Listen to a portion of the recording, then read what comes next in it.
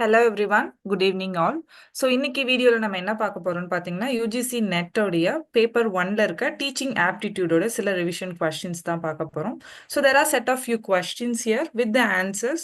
So video லைவா பார்த்துட்டு இருக்கவங்க you can start answering for the each question. நம்ம அது சைமல்டேனியஸா அதோடைய ஆன்சரும் அதோடைய ஜஸ்டிஃபிகேஷன் என்ன அப்படின்றதையும் டிஸ்கஸ் பண்ணிடலாம். So we'll start with the first question. So first question என்னன்னு பார்த்தீங்கன்னா the memory for general knowledge and facts about the world as well as memory for the rules of logic that are used to deduce other fact is known as what.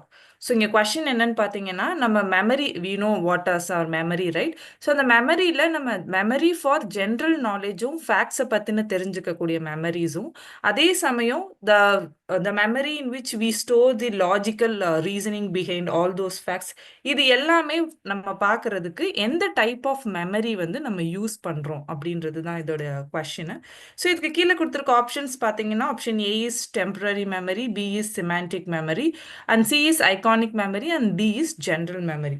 So to know the answer for this particular question. So இதோடைய answer நம்ம சொல்றதுக்கு முன்னாடி we should understand the concept of memory. So what is memory அப்படின்றத புரிஞ்சுக்கணும். So memory is nothing but the information or it's an information processing system through which we acquire some knowledge, we store information and sometimes we also retain those information. So இந்த process எல்லாம் நம்ம பண்றதோடைய பெயர் தான் நம்ம memory, நம்மளுடைய நினைவுகள் அப்படின்னு சொல்றோம் இல்லையா? So that is what memory altogether. So மெமரியை பொறுத்த வரைக்கும் பார்த்தீங்க அப்படின்னா ஜென்ரலாக வந்து ஒரு 3 டைப் ஆஃப் மெமரிஸ் வந்து நம்ம பார்க்கலாம். So the first one is the sensory memory. So sensory memory அப்படின்றது என்னன்னு பார்த்தீங்கன்னா நம்ம சென்ஸ் ஆர்கன்ஸில் இருந்து நம்மளுக்கு கிடைக்கக்கூடிய எல்லா கைண்ட் ஆஃப் இன்ஃபர்மேஷனையும் நம்ம சென்சரி மெமரிஸாக ஸ்டோர் பண்ணி வச்சுருப்போம். இட் கேன் பி நம்மளோட விஷுவல் இமேஜஸாக இருக்கலாம், நம்மளை யாராவது டச் பண்ணாங்கன்னா அந்த மெமரியாக இருக்கலாம். ஸோ ஆல் தோஸ் திங்ஸ் வந்து நம்ம சென்சரி மெமரியில் ஸ்டோர் பண்ணியிருப்போம். இதோட கெப்பாசிட்டி வந்து பார்த்தீங்கன்னா ரொம்பவே குறைவான கெப்பாசிட்டி தான். ஸோ கொஞ்ச நேரத்திலே நம்மளுக்கு இது மறந்து போகிறதுக்கான வாய்ப்பு இருக்குது. ஸோ என்னென்ன மெமரியை நம்ம கவனித்து நம்ம சேர்க்குறோமோ அது எல்லாமே அடுத்த மெமரிக்கு போய் சேரும், which is called the working memory. So இந்த ஒர்க்கிங் மெமரியில் தான் எது நம்மளுக்கு இம்பார்ட்டண்டான இன்ஃபர்மேஷன் எது அண்ட் என்னென்ன மெமரியை நம்ம ஞாபகம் வச்சுக்கணும் அப்படின்ற மாதிரி எல்லா இன்ஃபர்மேஷனுடைய மீனிங் அனாலிசிஸ் எல்லாமே நம்ம இந்த ஒர்க்கிங் மெமரியில் தான் பண்ணுறோம். அண்ட் இந்த ஒர்க்கிங் மெமரியில் இருந்து பார்த்தீங்க அப்படின்னா எந்தெந்த இன்ஃபர்மேஷன் நம்ம செலக்ட் பண்ணுறோமோ, எந்தெந்த இன்ஃபர்மேஷன் நம்ம ப்ராப்பராக என்கோட் பண்ணுறோமோ அது எல்லாமே லாங் டேர்ம் மெமரிக்குள்ளே போய் சேர்ந்துடுது. ஸோ இந்த லாங் டேர்ம் மெமரி இருக்கு இல்லையா, so this is very vast. இதில் நிறைய இன்ஃபர்மேஷன் இருக்குது. நம்ம சைல்ட்ஹுட்டில் இருந்து நம்மளுடைய லாஸ்ட் மெமரி ஆர் நம்மளோட ஃபர்ஸ்ட் மெமரி எல்லாமே வந்து இந்த லாங் டேர்ம் மெமரியில தான் ஸ்டோர் ஆயிருக்கு. ஸோ நம்ம எப்பெல்லாம் ஏதோ ஒரு விஷயத்தை நம்ம ஞாபகப்படுத்தணும்னு நினைக்கிறோமோ அப்போல்லாம் அது இந்த லாங் டேர்ம் மெமரியில இருந்து நம்ம என்ன பண்றோம்னு பார்த்தீங்கன்னா we are trying to retrieve those information. So நம்ம லாங் டேர்ம் மெமரியில இருந்து தான் இப்போ ஃபார் எக்ஸாம்பிள் நம்ம பேசிக் அரித்மெட்டிக்ஸ், மேத்தமெட்டிக்கல் ப்ராப்ளம், ஒரு அல்ஜிப்ரா ஃபார்முலா இதெல்லாம் நம்ம எப்பயோ படிச்ச விஷயமா இருக்கும் இல்லையா. ஸோ அதெல்லாம் இப்போ நம்மளுக்கு எப்படி ஞாபகம் இருக்குன்னு பார்த்தீங்கன்னா இந்த லாங் டேர்ம் மெமரியில இருந்து தான் நம்ம அந்த இன்ஃபர்மேஷன் எல்லாத்தையுமே ரிட்ரைவ் பண்றோம். ஸோ இதுதான் பேசிக்கா நம்மளுடைய மெமரிஸோடைய டிஃப்ரெண்ட் டைப்ஸ்னே சொல்லலாம். இதுல வந்து பாத்தீங்க அப்படின்னா நம்மளுடைய ஷார்ட் டேர்ம் மெமரி, அதாவது ஷார்ட் டேர்ம் மெமரின்றது நம்மளுடைய ஒர்க்கிங் மெமரியை தான் இங்கே ஷார்ட் டேர்ம் மெமரி அப்படின்னு சொல்றாங்க. The other part is the long term memory which is what we have to face more attention. இந்த லாங் டேர்ம் மெமரியை பொறுத்த வரைக்கும் பாத்தீங்க அப்படின்னா இதை 2 வகையா பிரிக்கலாம். ஒன்று வந்து த memory that is very explicit, அதாவது கான்ஷியஸா ஒரு விஷயத்தை நம்ம ஸ்டோர் பண்றோம் இல்லையா, அதுதான் எக்ஸ்பிளிசிட் மெமரி அப்படின்னு சொல்றாங்க.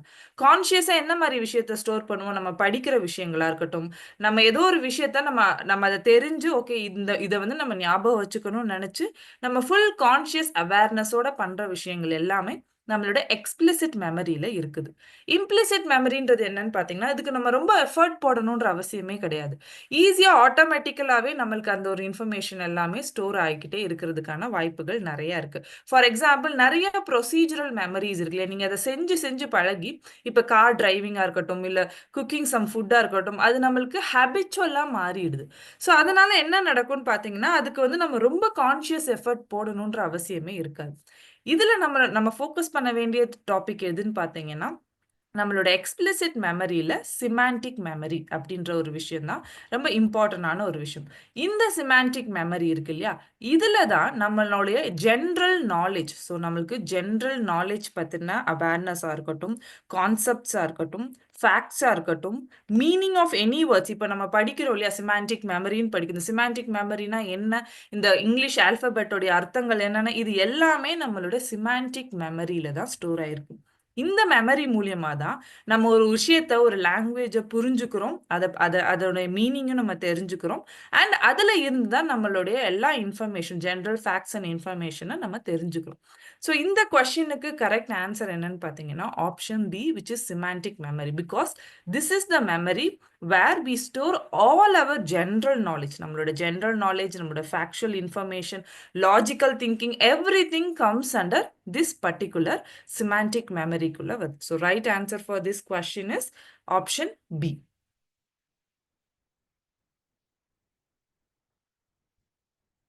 Okay, the second question here is, a learner modifies her or his previous schemas as per new experiences.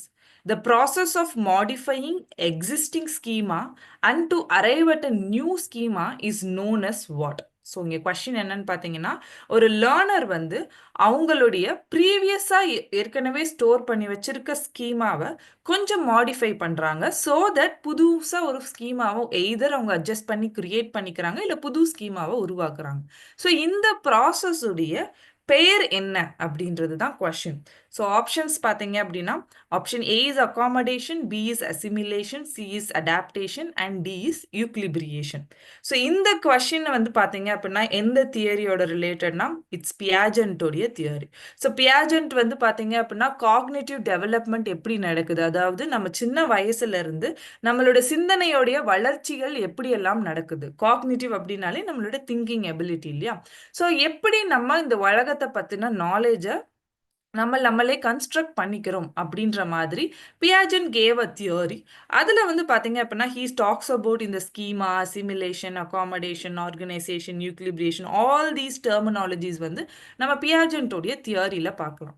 இப்போ நம்ம கொஸ்டினுக்கு சம்மந்தப்பட்ட ரெண்டு கான்செப்ட் என்னன்னு பார்த்தீங்கன்னா அசிமிலேஷன், இன்னொன்று வந்து அகாமடேஷன். ஸோ இந்த ரெண்டோடைய கிளாரிஃபிகேஷன் நம்மளுக்கு வேணும்.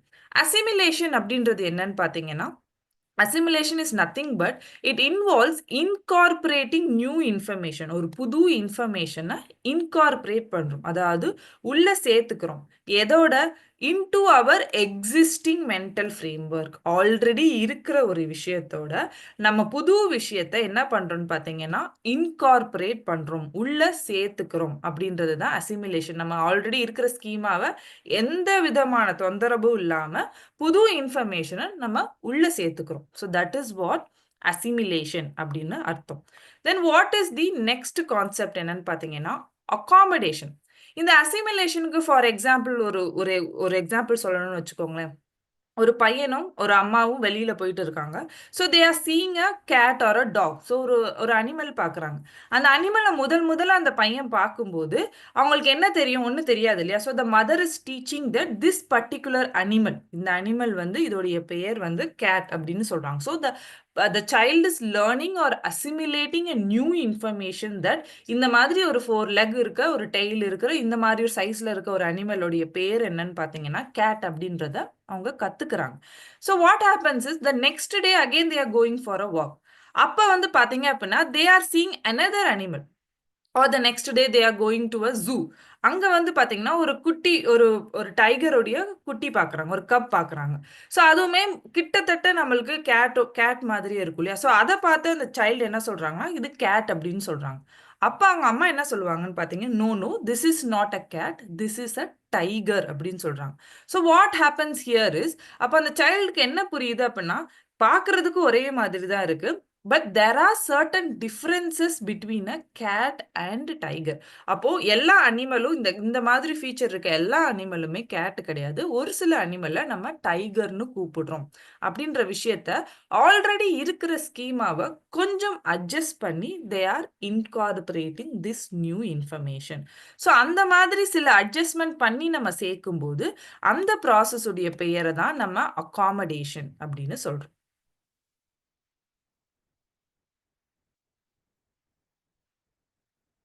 ஸோ அப்படி பார்க்கும்போது நம்மளோட ரைட் ஆன்சர் என்னன்னு பார்த்தீங்கன்னா option A, which is accommodation. Option A is the right answer. Because இந்த கொஸ்டின்ல வந்து பார்த்தீங்க அப்படின்னா த லேர்னர் இஸ் த கீவேர்ட் இங்கே என்ன நீங்கள் நோட் பண்ணணும்னா மாடிஃபைஸ். நம்ம மாடிஃபை பண்ணாதான் அதோடைய பேர் assimilation. whenever we are modifying, whenever we are adjusting, then it becomes the accommodation. அது வந்து accommodationஆ மாறிடுது. So the right answer for this question is option A. Okay, moving on to the next question. Which of the following statements best describes summative evaluation in evaluation procedure? So summative evaluation, different type of evaluation நம்ம படிச்சிருப்போம். அதுல summative evaluation best describe பண்ற statement என்ன அப்படின்றது தான் question. So go through all the statements. Option A, B and C, D எல்லாத்தையும் go through பண்ணிட்டு then you give your answer. So option A என்னன்னு பார்த்தீங்கன்னா the teacher clarifies the doubts of the student in the class itself. கிளாஸ்லயே அந்த teacher வந்து அவங்க doubts எல்லாம் clarify பண்றாங்க. Option B is a teacher awards grades to the students after having transacted the coursework. அதாவது இந்த teacher வந்து ஸ்டூடெண்ட்ஸ்க்கு great எப்போ கொடுக்குறாங்கன்னா அந்த கோர்ஸ் ஒர்க் எல்லாம் முடிஞ்சதுக்கு அப்புறம் கிரேட்ஸ் கொடுக்குறாங்க. Option C is during interaction with the students in the classroom, the teacher provides feedback. So classroomல interaction நடந்துட்டு இருக்கும் போதே அந்த டீச்சர் வந்து தேவைப்படுற ஃபீட்பேக்கை கொடுக்குறாங்க. Option D is the learner's motivation is raised by the teacher through a question answer session during the feedback. So ஒரு question answer session மூலியமா ஒரு லேர்னருடைய மோட்டிவேஷனை டீச்சர் ரைஸ் பண்றாங்க அப்படின்றது தான் இந்த 4 ஆப்ஷன். ஸோ இது very easy to answer. Summative எவாலுவேஷன்னா என்ன அப்படின்னு தெரிஞ்சதுன்னா இந்த கொஸ்டினை நம்ம ஈஸியாக ஆன்சர் பண்ணிடலாம். சம்மேட்டிவ் எவாலுவேஷன் ரொம்ப சிம்பிளர் டேர்ம்ல சொல்லணும்னா நம்ம எல்லாருக்கும் தெரிஞ்ச ஒரு டேர்ம் எக்ஸ்டர்னல் எக்ஸாமினேஷன் இல்லையா, நம்மளுடைய செமஸ்டர் எக்ஸாமினேஷன் கூட சொல்லலாம். So this usually occur at the end of the learning process. This is the thing that you have to remember. இந்த summative evaluation எப்பவுமே எப்ப நடத்துவோம்னு பார்த்தீங்கன்னா the end of the courseல தான் நடக்கக்கூடிய ஒரு விஷயம். Why we are having this summative evaluation? Because to know whether the students have obtained all the learning goals. அந்த learning goals எல்லாம் அவங்க ரீச் பண்ணியிருக்காங்களா இல்லையான்னு தெரிஞ்சுக்கிறதுக்காக கண்டக்ட் பண்ற எக்ஸாம் தான் இந்த summative evaluation இருக்கு. So then our answer is option B. Yes, option B is the right answer. That is, a teacher awards grades to the students after having transacted the coursework. அந்த coursework முடிஞ்சதுக்கு அப்புறமா teachers கொடுக்கக்கூடிய grades வந்து it actually describes the process of summative evaluation. So option B is the right answer. Okay, next question. What are the main qualities of a teacher to provide counseling and to his or her student having some mental health issue? So suppose a child is having a mental health issue. So a teacher has to do the first intervention. So a teacher ke enna madriyana main qualities தேவை to guide that particular kind of student அப்படின்றது தான் question. So here there are options, that is credibility and genuineness, being judgmental, confidentiality, lack of empathy. So இதில் எந்த main qualities வந்து தேவைப்படுது அப்படின்றது தான் question. So ஒரு டீச்சருக்கு வந்து பார்த்தீங்க அப்படின்னா கவுன்சிலிங் ஒரு ப்ராப்பர் இந்த மாதிரி இஷ்யூஸ் அட்ரஸ் பண்ணுறதுக்கு there are certain qualities that the teacher need. The first one is the knowledge about the problem. Suppose the child is having a learning disability. So learning டிசபிலிட்டினா என்னன்றது டீச்சருக்கு first தெரிஞ்சிருக்கணும். Suppose the child is suffering from an autism. So what is autism ன்றது child அந்த டீச்சருக்கு தெரிஞ்சிருக்கணும். See, the teacher has to be knowledgeable about these kind of issues that a student can face. ஒரு ஸ்டூடெண்ட்டுக்கு என்ன மாதிரியான mental health issues வரலாம், ஒரு ஸ்ட்ரெஸ்ஸாக இருக்கலாம், ஃபேமிலி ப்ராப்ளம்னால அவங்க ஸ்டடீஸில் கான்சென்ட்ரேட் பண்ணாமல் இருக்கலாம், ஒரு ஹைப்பர் ஆக்டிவ் சைல்டாக இருக்கலாம். ஸோ இதெல்லாம் என்ன அப்படின்றது ஃபர்ஸ்ட் டீச்சருக்கு தெரியணும். Then empathy. Empathy is nothing but standing from another person's shoe அப்படின்னு சொல்லுவாங்க இல்லையா. ஸோ இன்னொருத்தருடைய இடத்துல இருந்து நம்ம அது என்ன அப்படின்றத புரிஞ்சுக்கக்கூடிய தன்மை. So that is what empathy. The third one is listening, which is very important. நம்ம ஃபர்ஸ்ட் அந்த ஸ்டூடெண்டோடைய ப்ராப்ளம் என்னன்றத பொறுமையா கேட்கக்கூடிய எபிலிட்டி நம்மளுக்கு இருக்கணும். The third one is credibility, that is நம்பகத்தன்மை அப்படின்னு நம்ம சொல்லுவோம் இல்லையா. ஸோ இந்த டீச்சர் கிட்ட நம்ம சொல்லலாம் அப்படின்ற அந்த ஒரு credibility-யை நம்ம earn பண்ணணும். The next one is the objectivity. Objectivity அப்படின்றது என்னன்னா எந்த விதமான பயஸும் இல்லாம அப்ஜெக்டிவா ஒரு விஷயத்த பாக்குறது. ஸோ நேத்து நீ கிளாஸ்ல சேட்டை பண்ண, இன்னைக்கு வந்து நீ இப்படி சொல்றே அப்படின்னு நம்ம யோசிச்சோம் அப்படின்னா that is not an objective. அந்த ஒரு இன்சிடென்ட்ல அந்த சைல்டோடைய ரோல் என்னவா இருந்திருக்கு, அவங்க என்ன ப்ராப்ளம் ஃபேஸ் பண்ணாங்க, ரொம்ப அப்ஜெக்டிவா பார்க்கக்கூடிய அந்த ஒரு குவாலிட்டி இருக்கணும்.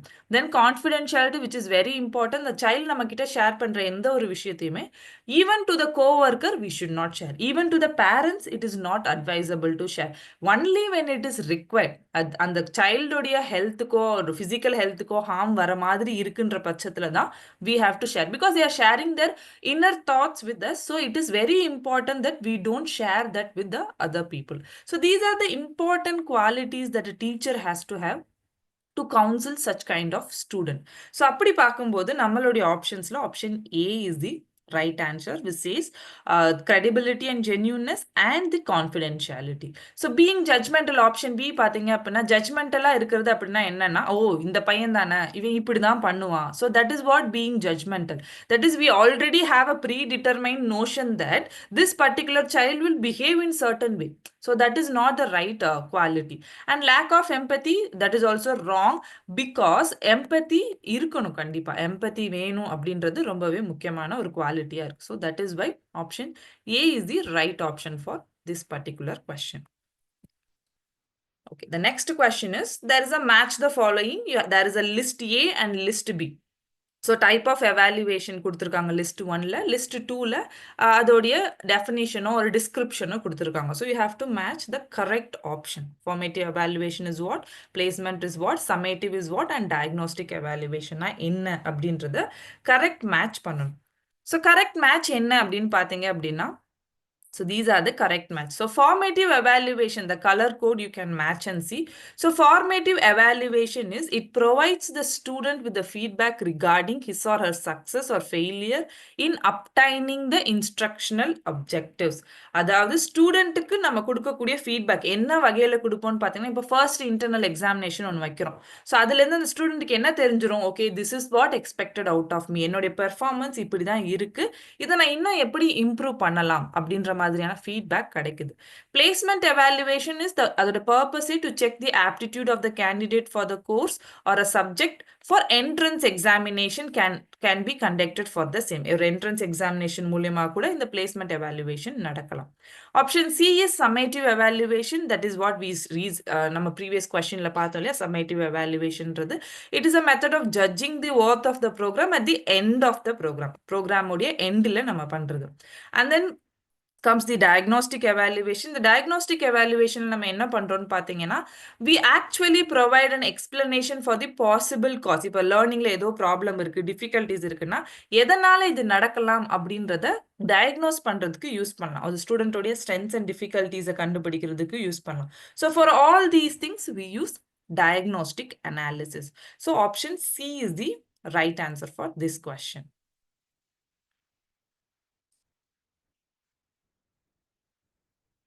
Okay, moving on to the next question. Put the following in correct sequence in the light of the process of evaluation system. So evaluation system there are certain sequences that we need to follow. So in the sequences la da நம்ம evaluation system நம்ம create பண்றோம், followவும் பண்றோம். So அது என்ன sequence அப்படின்றது தான் இங்க கொஸ்டினா இருக்கு. So option A, B, C, D வந்து ஜம்பிள்டா கொடுத்திருக்காங்க. அதுல கரெக்டா ஃபர்ஸ்ட் என்ன பண்ண போறோம், அடுத்து என்ன பண்ண போறோம்ன்ற சீக்வன்ஸை நீங்க அரேஞ்ச் பண்ணணும். So option A is development and use of a measurement instrument. That is, you are developing and using the instrument. B is interpretation of the data. That is, you are interpreting the whatever the data you have collected. C is setting objectives and criteria. So you set what is the objectives of this particular evaluation and what are the criteria for this evaluation. Then D is formulation of judgments and taking of appropriate action. You formulate proper judgments and you take actions that is needed. So this is the options that is given. In the options correct sequences la arrange பண்ணணும். So then what is the correct sequence ன்றது நமக்கு first தெரியணும் இல்லையா. Any evaluation system நீங்க எடுத்துக்கோங்க, எந்த evaluation system வேணா இருக்கலாம். எனி எவாலுவேஷன் சிஸ்டம்க்கு ஃபர்ஸ்ட் நம்மளுக்கு என்ன தேவைப்படும்னு பார்த்தீங்கன்னா, you have to have a very clear objective and a criteria. So கிளியரான ஒரு அப்ஜெக்டிவ்ஸ் இருக்கணும், கிளியரான ஒரு கிரைட்டீரியன் இருக்கணும். ஸோ ஒரு அப்ஜெக்டிவ்ஸ் வந்து நம்ம கிளியரா இந்த எவாலுவேஷன் எதுக்காக நான் கண்டக்ட் பண்றேன், it can be a very small evaluation like or internal examination a semester exam இருக்கலாம் இல்ல even you can take an examination like the UGC net examination. What is the objective of this particular evaluation? So இவ்ளோ India லெவல்ல நம்ம conduct பண்ணக்கூடிய இந்த எக்ஸாமுக்கு சில எவாலுவேஷனுக்கு ஒரு objective இருக்கு இல்லையா, and there is a criteria. So this is the first thing that we have to identify and be very clear. The second one is development and use of measurement instrument. So then, okay, namakku in the evaluation objective then. So we have to, this particular evaluation, for example, UGC net or one of the objective is to identify a qualified teacher. Or higher education ku nalla or qualified ana teacher நம்ம identify பண்ணணும். So this is my objective na. அப்போ என்னுடைய measurement tool எப்படி இருக்கணும்? So அதை நான் develop பண்ணும். So that is my second objective இருக்கு. So a development and use of the measurement instrument is the second objective. Then comes the interpretation of data. Actually measurement instrument அப்புறமா நம்ம போய் first data collect பண்ணணும். இங்க ஆப்ஷன்ஸ்ல அது miss ஆயிருக்கு அவ்வளவுதானே தவிர்த்து, பட் அதுக்கு அடுத்த சீக்வன்ஸ் நம்ம ஆப்ஷனை பொறுத்த வரைக்கும் பாத்தீங்க அப்படின்னா interpretation of the data. So you developed and you also measured. Okay, so now you have a data. இந்த டேட்டா வச்சு நம்மளுக்கு தெரியும் இல்லையா, so how many of them have cleared, how many of them have applied for PhD and they cleared, and then net மட்டும் எவ்வளவு பேரு, JRF ஓட எவ்வளவு பேரு. So all these things, interpretation of the data is happening. Then finally you formulation of the judgment and take the necessary action. So then you come to a conclusion that this is what this அப்படின்ற conclusionக்கு வரும். So இதன் அடிப்படையில நம்மளுடைய ஆப்ஷன்ஸ்ல பாத்தீங்க அப்படின்னா option C is the right answer. Okay, moving on to the next question. Which of the following are the interrelated phases created by John Keller for stimulating and sustaining learners' motivation in teaching and learning process? So John Keller அப்படின்றவர் வந்து பாத்தீங்க அப்படின்னா he gave a model. Actually he talks lot about ஒரு learner-உடைய motivation-ஐ நம்ம எப்படி stimulate பண்ணலாம். Stimulate பண்றது மட்டும் கிடையாது, அதை எப்படி நம்ம சஸ்டெயின் பண்ணவும் வைக்கலாம் அப்படின்ற மாதிரியான சில மாடல்ஸ் வந்து he has given. ஸோ அந்த மாடல்ல ஜான் கெல்லரோடைய ஒரு மாடல்ல என்ன கொடுத்துருக்காங்க டீச்சிங் அண்ட் லேர்னிங் ப்ராசஸுக்கு how can we stimulate and sustain லேர்னருடைய மோட்டிவேஷன் அப்படின்றது தான். So there are few options that is given here. So இதுல சில ஆஸ்பெக்ட் தான் ஜான் கெல்லர் சொன்னது, அதுல இல்லாத ஆப்ஷனும் இருக்கு. So you have to choose the correct options that is given by John Keller அப்படின்றதா. So to answer this question we have to know the John Keller உடைய மாடல் என்ன அப்படின்றது தெரிஞ்சுக்கணும். ஸோ இது ஈஸியா நீங்க ஞாபகம் வச்சுக்கிறதுக்கு ARCS ஆர்க்ஸ் அப்படின்ற இந்த ஒரு அக்ரானிம் நம்ம ஞாபகம் வச்சுக்கலாம். So A stands for attention, R stands for relevance, C stands for confidence and S stands for satisfaction. So what is all these four components? இந்த 4 components சேர்ந்து தான் நம்ம ஜான் கெல்லர் வந்து ஒரு how to be stimulate and sustain motivation of a studentன்றத பத்தி சொல்றாங்க. The first one is the attention. It refers to the learner உடைய interest. அந்த learner உடைய interest நம்மளுக்கு வேணும் அப்படின்னா first அவங்களுடைய attention stimulate பண்ண தெரிஞ்சுக்கணும். ஸோ அவங்க நம்மளை கவனிக்கணும்னா அந்த கவனிக்கிற மாதிரியான கோர்ஸா இருக்கணும், கவனிக்கிற மாதிரியான டீச்சிங்கா இருக்கணும். So that is what effective teaching இல்லையா. So attention is a primary component to stimulate interest or motivation. Then comes the relevance. The learning process வந்து நம்மளுக்கு யூஸ்ஃபுல்லா இருக்கணும் first. So anything that is not useful நம்ம வந்து motivation கம்மியாகிறதுக்கு நிறைய chances இருக்கு இல்லையா. ஸோ இது நான் படிக்கிறதுனால எனக்கு என்ன யூஸ் இருக்கு, I study physics, chemistry, maths, all those things, but okay, but இதனால what is my use, many student ask இல்லையா. ஸோ இதையே நான் படிக்கிறேன். So first you have to show them the relevance to the real life or relevance to their career. இதனால உங்களுக்கு என்ன usefulness இருக்கு அப்படின்றத we need to tell them. So then the learner can bridge the gap between what is the content they are learning and what is it in the real world. So இந்த real worldக்கும் அவங்க படிக்கிற இந்த கண்டென்ட்டுக்கும் என்ன கனெக்ஷன்ன்றத புரிஞ்சுப்பாங்க. So relevance is the another important concept. Then comes the confidence.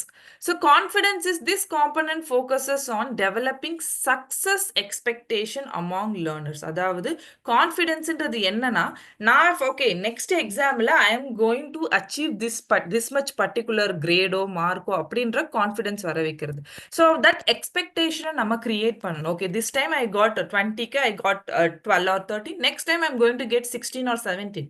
So அந்த லெவலுக்கான கான்ஃபிடன்ஸை we need to build and success expectations allows learner to actually control their learning process. அவங்க learning process இப்போ அவங்க deviate ஆறாங்கன்னா they will இந்த confidence இருந்துச்சு அப்படின்னா next time I have to work hardன்ற அந்த ஒரு thought இருக்கும்போது they actually regulate their learning process. Then the last one is satisfaction. So satisfaction, it's very, very important. It has a very direct relation with the motivation. So motivation ku satisfaction ku very direct relationship irukku. A learner should feel very satisfied. Okay, I have learned. இன்னைக்கு நான் 10 questions நான் attend பண்ண வீடியோல I got 8 questions right. So you get a satisfaction or you got 10 out of 10 correct. So you get a very good satisfaction. Then you நாளைக்கு இன்னும் தீவிரமா prepare பண்ண ஆரம்பிப்பீங்க. So this is what the satisfaction does to us. So learners should be satisfied to achieve their learning process to move further also. So these are the 4 components given by John Keller. So from this, the right answer is option 1, which is A, C, D, and E. Okay, the next question is given below are 2 statements actually. So statement 1 says, skill-based education is focused on the idea that it may be learned better if it is practiced in real life. So skill-based education oda focus என்ன ஐடியால எந்த ஐடியால அடிப்படையில சொல்றாங்கன்னு பாத்தீங்கன்னா it may be learned better if it is practiced in real life. So real lifeல எனக்கு எதுனா ஒன்னு தேவைன்னா அந்த மாதிரி விஷயத்துக்கு skill-based education நான் போகலாம். Option 2 is non-conventional higher education is totally based on teaching learning activities that are offered on campus with fixed time classes. So non-conventional education, there are certain courses. So இந்த மாதிரியான courses எல்லாம் வந்து பாத்தீங்கன்னா teaching learning activities வந்து on campusலயே கொடுக்கப்படுது அப்படின்றது தான் statement 2. So இதுல எது right எது தவறு அப்படின்றது நீங்க தெரிஞ்சுக்கணும். இல்ல both are right or wrong அப்படின்றத கீழ இருக்க optionsல இருந்து you need to choose.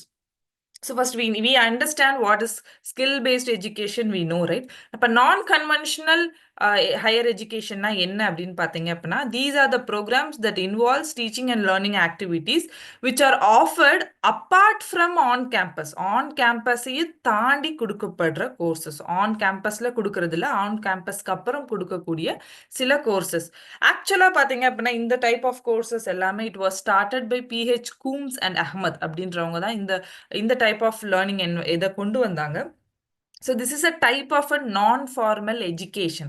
So நம்ம வந்து type of education systemல படிச்சிருப்போம் formal, non-formal and informal learning and teaching method அப்படின்னு சொல்லிட்டு. So அதுல அந்த non-formal அப்படின்ற அந்த type of educationக்கு கீழே தான் இந்த kind of non-conventional higher education. So it's not a conventional way. நம்ம போய் ஒரு காலேஜ் சேர்ந்துட்டோம், ஒரு டிகிரி வாங்க அப்புறம் கன்வென்ஷனலா எல்லாம் பண்ற மாதிரி இல்ல. It is offered apart from the on campus.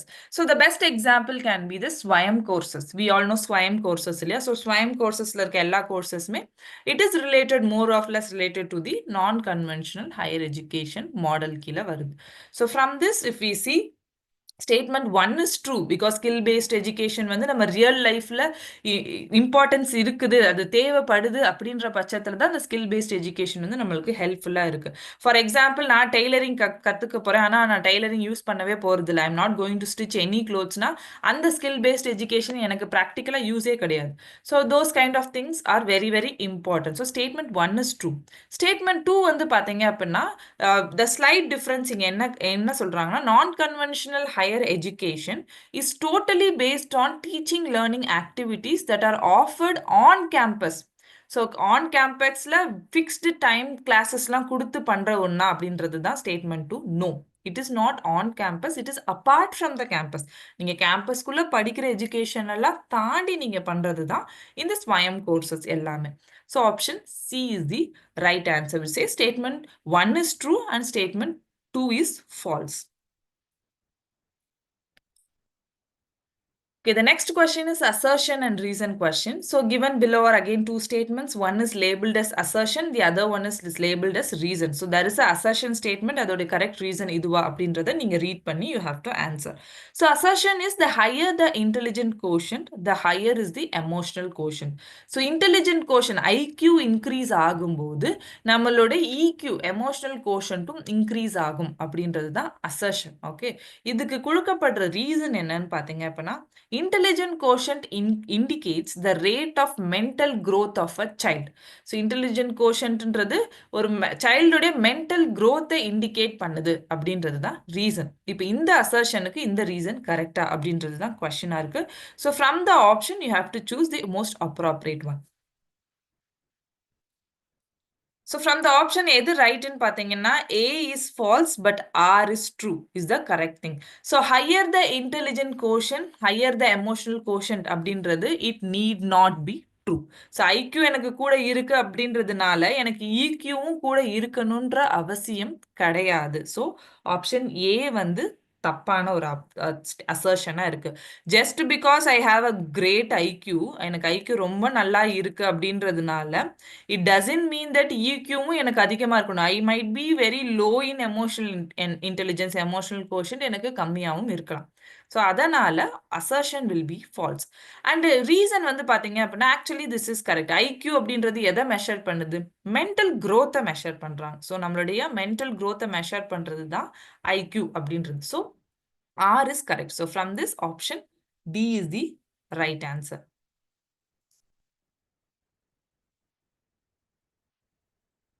Okay.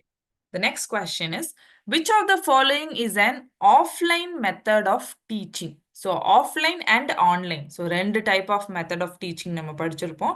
So offline is the traditional way of teaching classroom environment. Online is like that we are doing now. So it is a online mode, use of technology use பண்ணி பண்றது. So கீழே கொடுத்திருக்க ஆப்ஷன்ல எது வந்து offline method of டீச்சிங்ல வரும் அப்படின்றது தான் கொஸ்டினா இருக்கு. So it's very easy question. So options are Swayam, option B is MOOC, C is reflective and D is Swayam Prabha. So இதுல வந்து பாத்தீங்க அப்படின்னா the right answer is we will see the right answer in the next slide. So இதுல வந்து பாத்தீங்க அப்படின்னா first we need to understand what is Swayam, what is MOOC course and what is Swayam Prabha. So all these are actually online courses இல்லையா? So Swayam நம்மளுக்கு தெரியும், MOOC courses are again online courses. Swayam Prabha is direct to home, the DTH program. So all these things are not offline. So இது எல்லாமே offlineல நம்ம பண்ணக்கூடிய விஷயம் கிடையாது. So teacher and student simultaneously same situationல present ஆகி பண்ணக்கூடிய courses கிடையாது. So அப்படி பார்க்கும்போது the right answer வந்து option C which is reflective அப்படின்றது தான் கரெக்டான ஆன்சரா இருக்கு. ஸோ ரிஃப்ளெக்டிவ் தான் ஆஃப்லைன் மெத்தட்ல நம்மளால பண்ண முடியும். ஸோ இது மித்த எல்லாமே வந்து ஆன்லைன் மோட்ல இருக்கிறதுனால option C is the right answer. Yeah, so with this we have completed 10 important questions related to UGC NET teaching aptitude paper 1 la irukka teaching aptitude oda. So keep practicing. So we'll come with the next set of question in the next video. Thank you all the best.